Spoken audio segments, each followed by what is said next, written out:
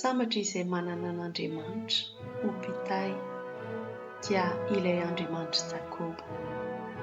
Sambatra izay mametraka ny fitokiany ao amin'ny Tompo Andriamaniny.